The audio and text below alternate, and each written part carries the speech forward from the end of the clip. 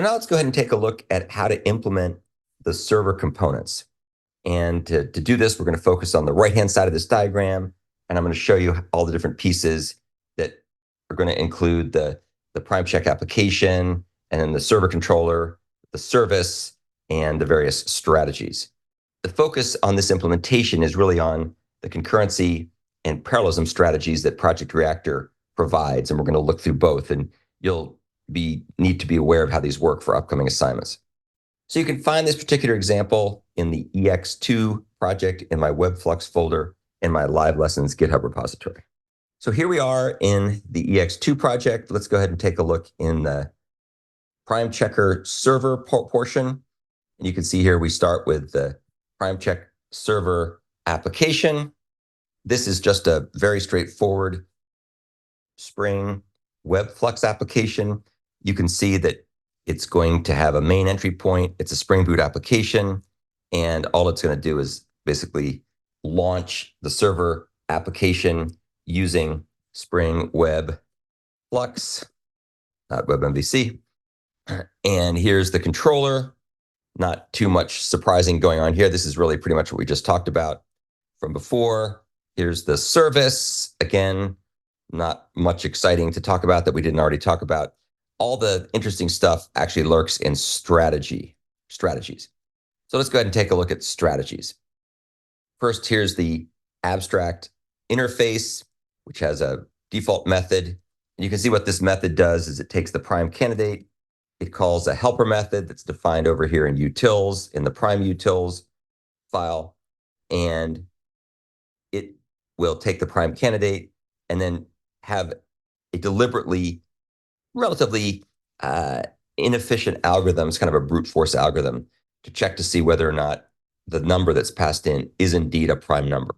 So first tries to divide it by 2. If it's a multiple of 2, it knows it's not a prime number, so it returns 2. Otherwise, what it does is it just checks the odd numbers to see if they're prime.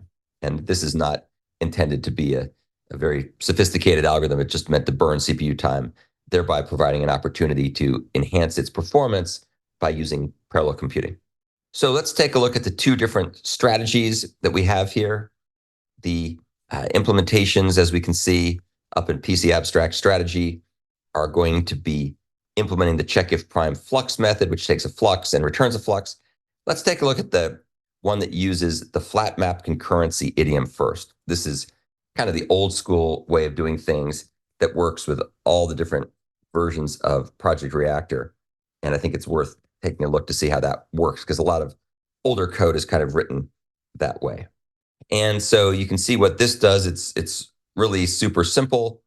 It's going to take the flux here, and for each item in the flux, which remember, these can be streamed in at the client's leisure.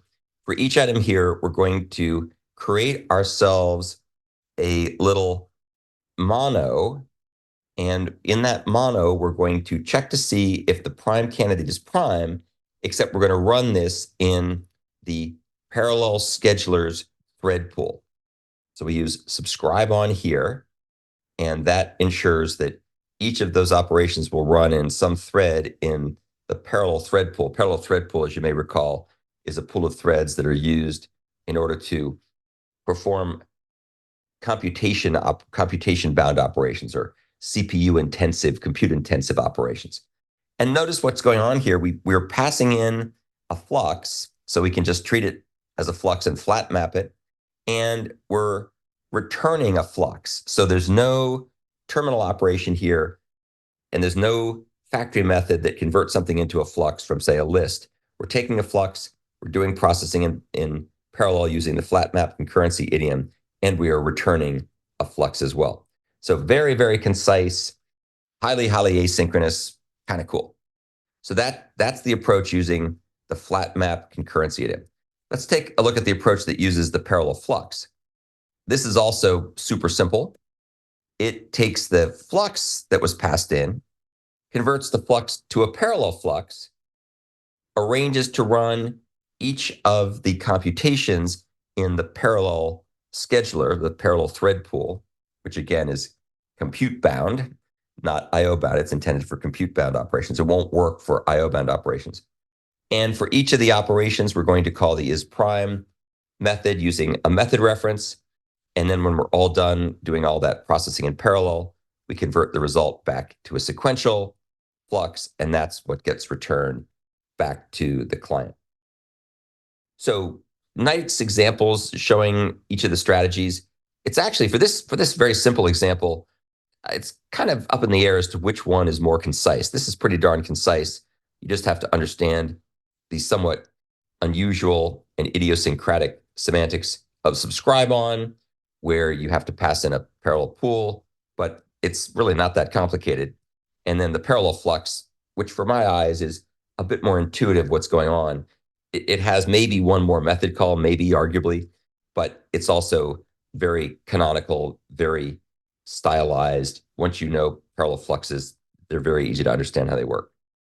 So that's basically the server side of things.